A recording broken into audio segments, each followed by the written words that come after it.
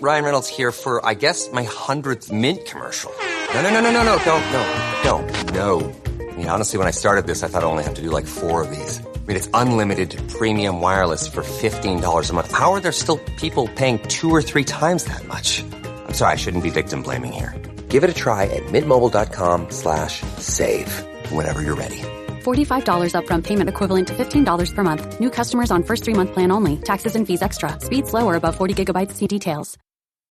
This episode is brought to you by AWS. Amazon Q Business is the generative AI assistant that can securely understand your business data, summarize results, and streamline tasks.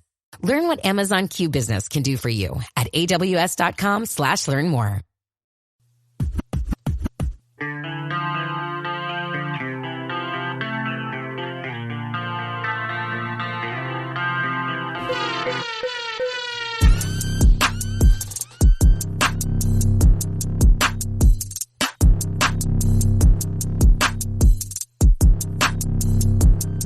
It's Fit Nation. It's Fit Nation. It's Fit Nation.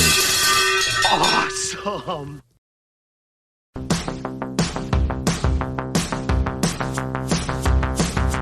There will be days when you're falling down. There will be days when you're inside out. There will be days when you fall apart. Someone else will break your heart. They're never gonna hold you back. I'm always gonna have your back. So try to remember that. I hope you're happy. I hope you're good. I hope you get what you wish for. And you're well understood.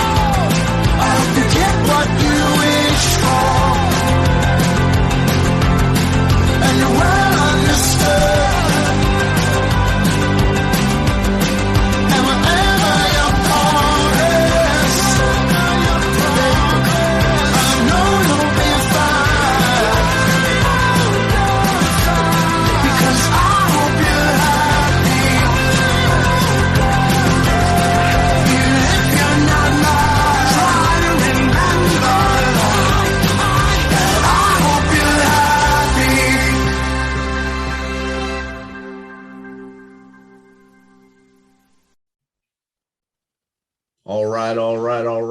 Welcome back to the Misfit Nation. If you are a veteran and you're struggling or feel like you are leading a path towards the darkness, stop and think about those who are around you. Think about how they truly value you, how they will miss you. You are not alone. You need to talk to someone. Someone will listen to you. If you feel like you'd be a burden to someone in your circle, or you're embarrassed to talk to someone that's within your family or your inner circle, call the anonymous 1-800 number at 1-800-273-8255 and press option 1. They will answer the phone. They will talk to you. Do not make a permanent solution to a temporary issue. If you're a new listener, thanks for joining us. Please subscribe to our show on your favorite podcast apps. This includes the Military Broadcast Radio app. On that app, you'll be able to check out our family of shows, all hosted by veterans, all great shows, all great people. Don't forget to subscribe to our YouTube channel at _Misfit Nation. It's _Misfit Nation. This will keep you up to date with our latest news, episodes, and of course, the stories of our great guests. Speaking of which, our next guest is the founder and president of Noesis, a nonprofit that is dedicated to human education and the elimination of perpetual conflict. He comes from a family of 9, spent his early years at William Penn Charter School in Philly. He then moved to Chicago to attend Lake Forest College and credits his liberal arts education as the catalyst for his interest in existential philosophy. He spent most of his career in the financial services industry, but continually found himself drawn back to the study of humankind. In 2019, he established Noesis and created a series of educational videos to explain this concept of the human injury and how primitive instincts drive today's human interactions. So without further ado, let's welcome to the show, Tony Wall. Welcome, Tony. Thank you very much. It's a pleasure to be here. Outstanding. Coming from the Philly area, I was born and raised in New Jersey, so I'm a Giants fan. I don't know if you're an Eagles fan by any means, but let's not hold that against each other as we start going here. It's 2 rabid fan bases, and I've left there a long time ago, but I'm still a big Giants fan. Well, I'm a long-suffering Eagles fan. A blind squirrel found a nut a couple of years ago when we got a Super Bowl. It'd been like 50 years before that. So I'm with you there. Yes, sir. If you don't mind, Tony, tell us a little bit about your backstory that I didn't just introduce, and up as far back as you want to go to where we are now and how all this started for you. Thank you. When you say how all this started, I'll put in place for listeners that, you're asking how Noesis started. Noesis is a nonprofit organization dedicated to human sustainability, specifically by examining the evolutionary timeline of the human species to learn about the totality and the immensity of evolutionary influence upon modern behavior. So that's what we do. So you're asking, how did I get here? Well, I have a terrific story. I mean, I'm a lucky, very, very, very lucky person.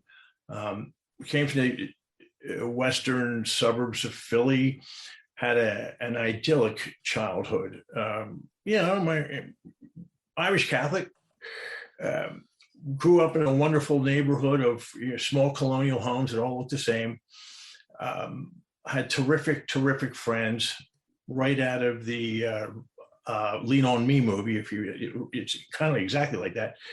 And I had tremendous educational opportunities. So I consider myself, I look back on my life as being one of very great fortune. I always credit those who got me to wherever I went. I always made sure to credit them. And this goes back to my interest in philosophy, existential philosophy. I don't want anybody to overthink that.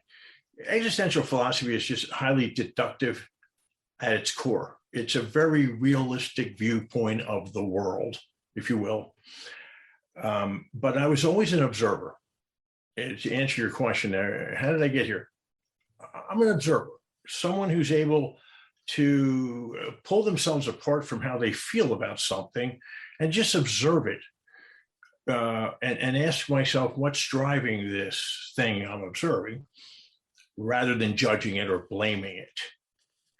And it was that activity and that what I was always driven back to that made me record my thoughts at some point. And that added up to an ocean of material that now forms Noesis.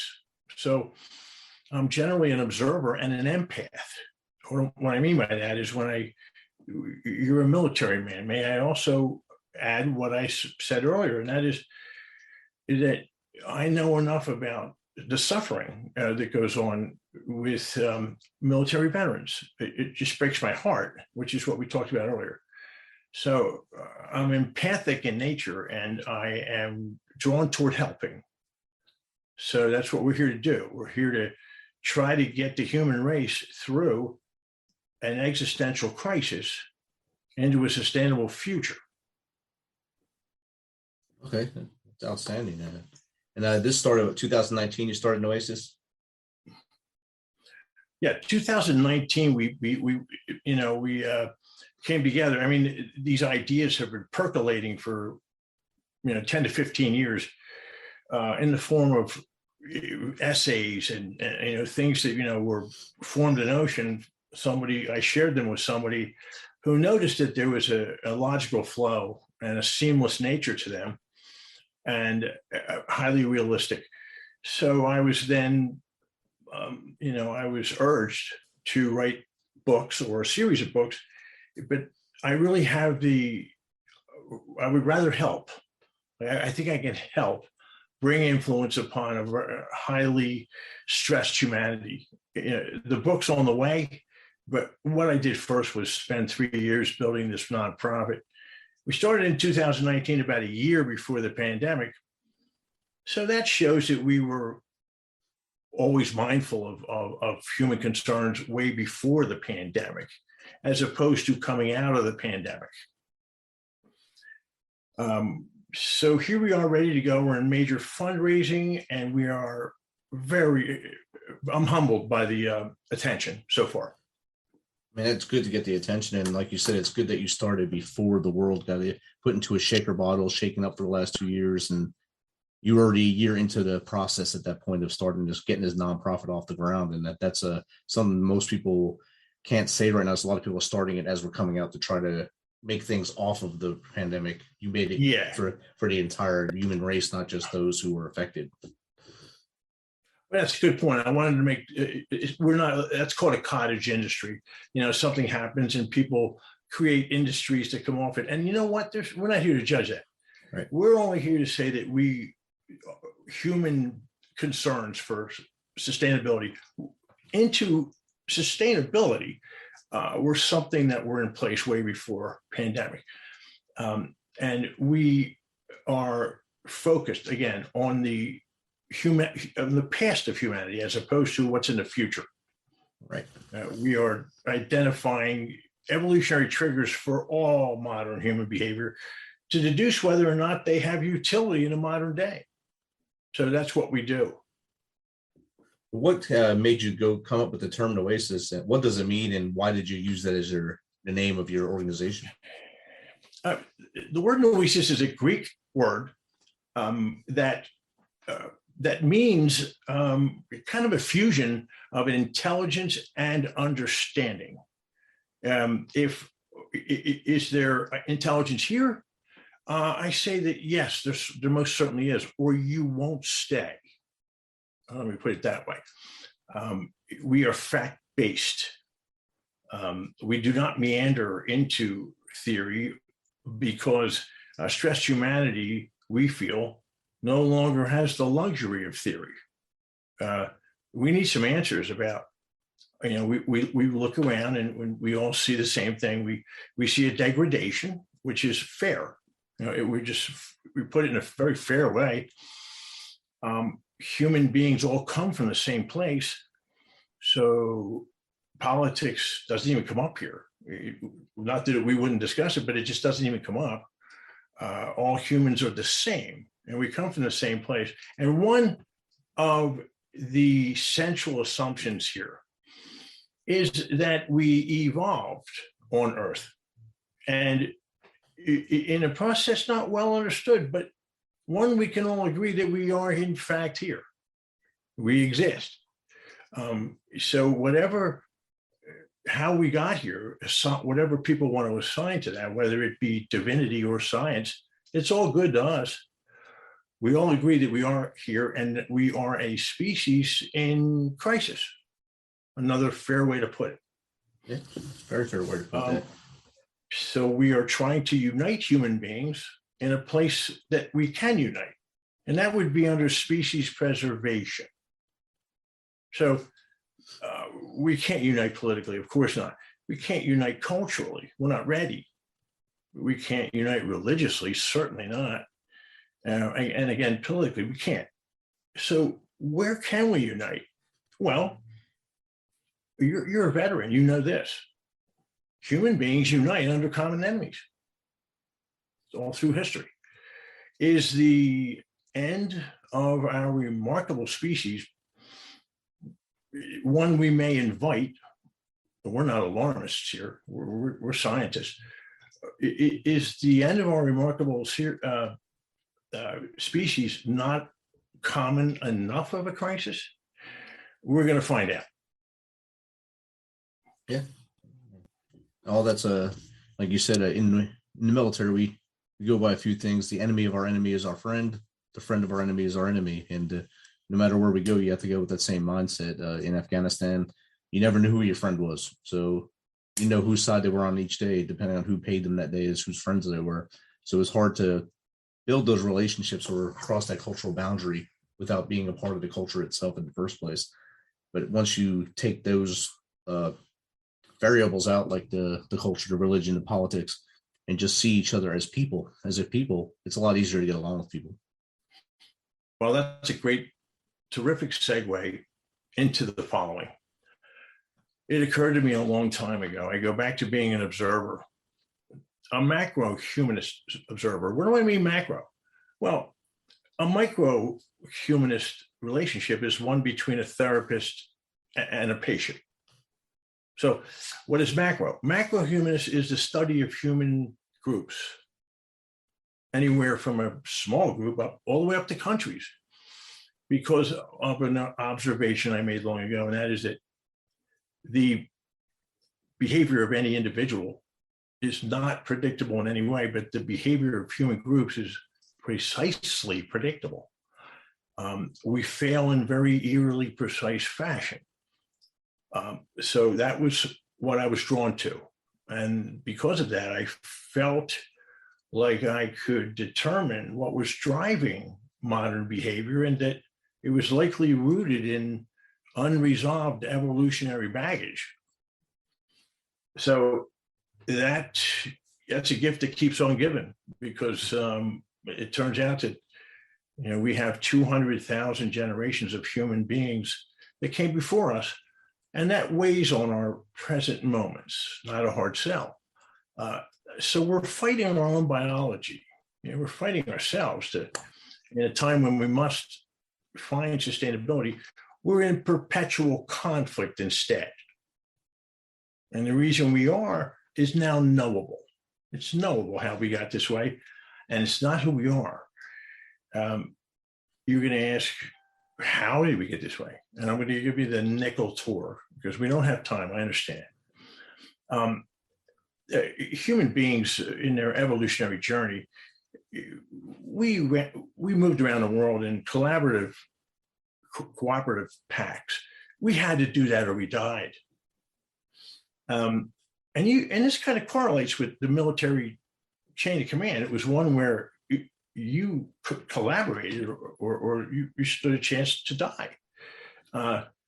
So when we got to about 10,000 years ago, we had reached all areas of the globe in our journey, and we settled down into larger and larger populations. And when we did that, we took up behaviors of acquisition, financial meritocracy. It was natural. It was random. You don't hear any judgment. You don't hear any blame. And the dynamics of large populations that were stationary versus migrating human beings were so different that human DNA would be insulted by the creation of greater and lesser beings within a within an acquisitive meritocracy. So it broke our hearts in a certain way. It kind of broke our hearts in a clinical DNA way. We didn't realize what being lesser meant. So let me make a very broad statement, and you'll understand it. Show me a diminished human being, and I'll show you a situation that's going to eventually collapse if it's not managed. If we diminish another human being, they will, when we did that 10,000 years ago, made somebody a lesser being and somebody greater beings. A lesser being, when we felt resentment for the first time, resentment then defaulted to vengeance. And then vengeance always defaults to insurgency, which is certainly a term you're familiar with. Conflict from without and conflict from within. So perpetual conflict has adorned the top of the tombstone for all major human cultures that existed after that were stationary in nature, as opposed to wandering the globe, if you get what I mean.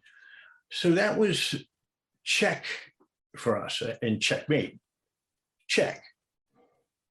We remain that way. We remain locked in perpetual conflict for knowable reasons. If you see a conflict, you're going to see a diminished human being. Just show me any conflict, and I'll pick one out for you. And that will collapse the system if we don't get it under control. So the first thing to do is to understand what we're looking at without judgment or blame of any kind. How did we get here? And it'll take a century of education to unwind what took 10,000 years to develop. If you understand what I'm saying. Yes, sir. I understand that. And if we don't start understanding what happened in the past, our sustainability as humans will be hard. And I know that's part of what Noesis is trying to do, is develop a education base to build that sustainability. How many generations do you think it'll take to start that sustainability to actually become a reality? Well, I want to compliment you for that question. People ask me great questions, but you're one of few who said, "What's this going to look like?" So when we sat down to determine what would this look like, where do you start? First thing, let's acknowledge that. Where do you start? Right. Well, the first thing you do is what's not doable. So if we roll out something that's not doable, you're going to know it fast, and you're going to hit the exits, and I may be right behind you because we don't bring value. So the first thing we're going to do is we're going to ask human beings to notice what I just told you, to notice it, to look at things in ways we never have before. The idea that perpetual conflict is something that we were kind of like swept into, as opposed to decided upon. So we're not moving along, we're actually being swept along by a game that we didn't wish to play, but we really can't extract ourselves from it. So that's why we come and say, hey, let's understand this thing, not try to change it. I'm not here to change anything. Nobody's going to give up what they do. Nobody's going to give up their cherished beliefs. That's not what we're here to do. We're here to get human beings to understand that we are clinical brothers and sisters. We did, in fact, come from the same place. That's no longer a conjecture. That place is the Central African Plains, the African Congo Basin, ground zero for humanity. So now we're in conflict. So humans in conflict is not natural. Yet we were set at one another's throats when greater and lesser beings were created. Nobody got together and said, let's ruin the whole human race. There's no blame here. If we come to understand that, we will perhaps move away from self-loathing, which is a place I reasonably think we've arrived at as a whole body of humanity. Self-loathing, like we've been bad boys and girls. Well, no, not really. Who we are at heart are very loving, collaborative, assist and be assisted. That's what you want. You want to assist and you want to be assisted. That's when you feel at home. That's because your DNA is talking to you. That's who we are. But we were swept into a game where lesser beings would be created and lesser beings would go on to collapse those systems. So it's knowable and it's not our fault. So we can move away from self-loathing all the way to cherishing our cosmic rarity, valuing ourselves enough to preserve ourselves. A suicidal species has nothing to preserve. But if we come to understand that we're innocent, now we can view ourselves with empathy and preserve ourselves. It'll take a long time. It sure will. Yeah. And I think your project is a stepping stone to this and to help people out. For the listeners, how can they increase their education? How can they understand Noesis better, and how can they get involved? Thank you. We are, I'm going to say this because it kind of shocks me. We are the first nonprofit of our kind in the world that's dedicated to human sustainability strictly by examining the evolutionary timeline of our species, something there's a rich, it's so richly detailed now. So noesisproject.com is our website, and you will find an ocean of material there that's 10 years in the making. There's a standard of quality there, we believe, and there's intelligence there. If you're going to do this, if you're going to ask an entire world to bond under a common enemy, the mortality of our species is vaguely visible, which again, we find to be a reasonable thing to say. When that's reasonable, I think we better get busy. Noesisproject.com, we are a nonprofit. We're going to unite the entire human species under a banner of species preservation that's now only forming. These other three things, economically, politically, religiously, no. Why would we attempt what's not doable?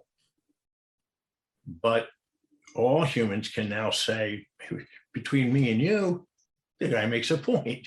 Maybe we should survive in order to carry on our beliefs. So there's a sobriety here, as opposed to some type of a Pollyanna naive thing going on. We think that what looks so unreachable is in fact reachable. Definitely. And you spoke earlier about your forthcoming book. What's the title of that going to be, and when do you expect that to come out? Thank you. I want to make a point. I was asked to write a series of books a long time ago, but it was my decision to build this actionable vehicle to achieve escape velocity, hopefully while I'm alive, to have influence upon a human trajectory that's troubling. Again, notice how reasonable that is, a troubling trajectory. So this actionable group is built. It took us a long time to do it. There's a standard of quality here. Now, the book it's time for the book. The book, will discuss the human injury when collaboration yielded slowly to acquisition, and when the human heart was broken by that crossover random event. Now that we can see the evolutionary timeline with great clarity, once you see the human injury, you can't unsee it. It's only lately that we've been able to understand it in great detail. The idea that human DNA was insulted. We didn't know how to be lesser because we were always necessary and equal. So I'm describing it a biological insult rather than somebody doing something wrong to someone. we didn't know what we were doing. We start the same model over and over again. Why? Because we could never understand what we can now, and that is the evolutionary triggers for all modern behavior. And we can determine how they've reinvented in the modern day, and we can deduce their uselessness and move in another direction. We will need to outthink ourselves to reach a sustainable future, because we're fighting 200,000 generations of evolutionary baggage. So it's a very caring thing at the center of what we do. We are here for remedy and hope. We're a friend, and it'll take a little while for people to understand that. Definitely will, yes. And hopefully in our lifetime we can see the click start to then click the right buttons and start to actually understand what you're saying, and see that it's more sustainable to not be at conflict and be at peace with each other, and understand that you might have disagreements, but you can talk your way through it and actually live a happier life. Well, I know that we don't only have limited time, but you know what's amazing? I want to compliment you. You seem to have a logical flow from one point to the next. And what you just said, there has to be a long period of time of education, world education, to teach human beings about who we are. Now, how did we get here? It's so knowable now. It would require decades and decades to shift human thought in the water like an aircraft carrier, not a speedboat. Anything that we put into place that we expect to suddenly change, it doesn't work that way. And I don't even need to explain that to you. It just doesn't work that way. Human thought has to do a seismic shift. Many of the people who will make these decisions aren't born yet. This is for the children. You know, I look at my own children and I want them to see their father go down swinging against, rather than surrender to something that we may not be able to return from if we continue along this path. Again, a reasonable way to put it. Very, very good way to put it. Tony, how does someone get in contact with you to have you on their show, or to have you come speak to maybe a group of people that want to learn more about you? Well, I want to tell you that I'm a very accessible man. I am a retired gentleman who is doing anything but retiring. I mean, how many rounds of golf can you play? You know what I'm saying? So, I am very, very accessible, and will make myself available to, this is about one conversation at a time, one group at a time. People understanding that we're strangers. Humans don't like strangers at first. I get it. And the more we can get out there and make people understand that we're a friend, I need to get out there. And that's what I intend to do. So I'm available for anybody that wants me to speak to a group. Certainly, we're doing a lot of podcasts. We've got webinar series coming up. Podcasts have been suggested. We've got a lot of problems. We are very humbled by the immensity of the attention so far. It seems like there's a timeliness to it. Yeah, I think this subject works well with what the world's gone through in the last the 2 years, like I said earlier, in Shaker Bottle, and what we're seeing around the world today going on right in front of us. And I think if people start to realize what they can do to maybe prevent this from happening to future generations, or have the future generations stop it, it'd be great. Tony, thanks for taking some of your time tonight to share your story and tell us about Noesis and everything you're doing there. It's a great organization. If you want to learn more about it, go to Noesis' website. Tony told you earlier, I'll put it in the show notes, noesisproject.com, and learn more about Tony, and you can book him there. And you can see there's an awesome video at the beginning of that. I didn't bring it up because we didn't have a lot of time, but there's an awesome video on there you can look at and learn a lot more about Noesis. Thanks, Tony. Thank you very much. I really enjoyed it.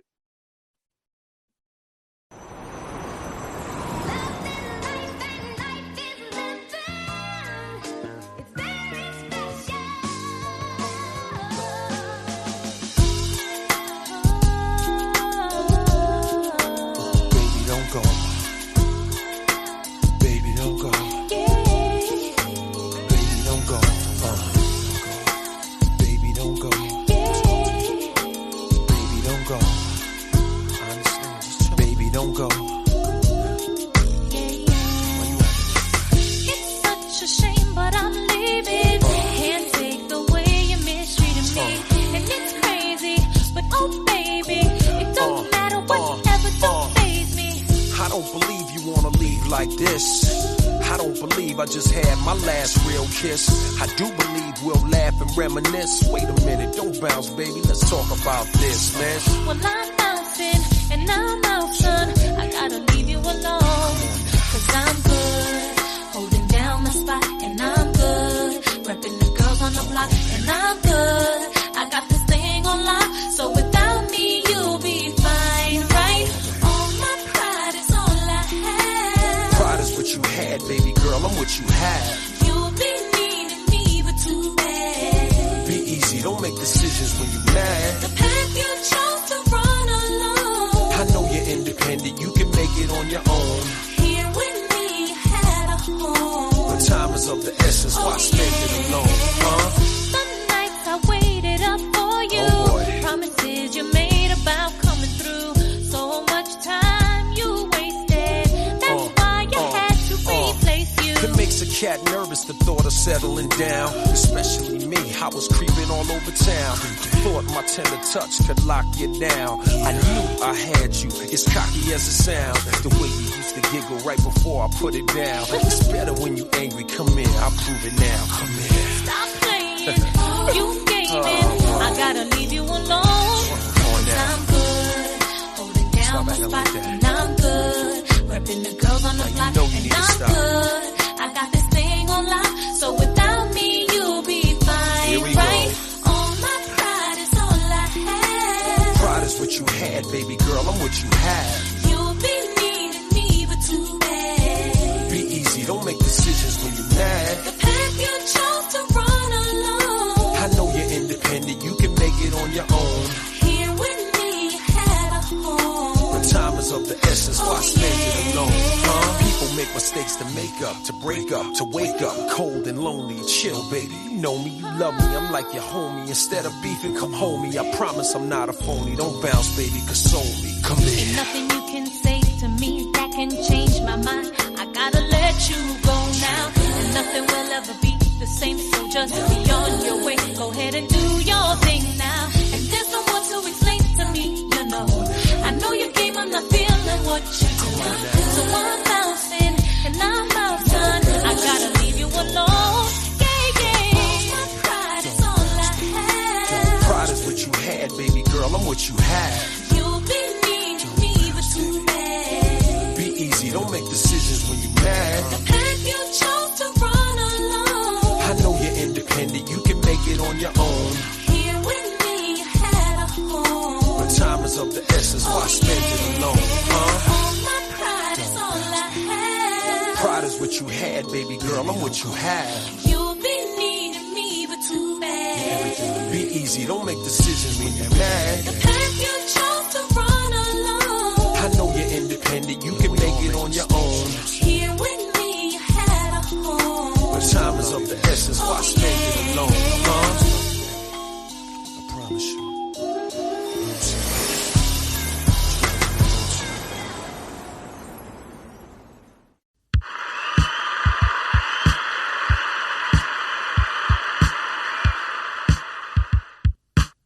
You know how we do this. Thanks for taking some of your time to spend with us on Spit Nation. Be sure to hit that subscribe button and share the link as much as possible. If you want to, please become a supporter to help us carry this thing on. We appreciate you. If you know someone that brings that energy, has a great story, is an up-and-comer in the industry of music, in the arts, have them reach out to us on themisfitnation.com. We will get back to them within one day and get them on here so they can share their story with the world. As always, till next time, be humble, stay hungry, and keep hustling. Because we are Spit Nation.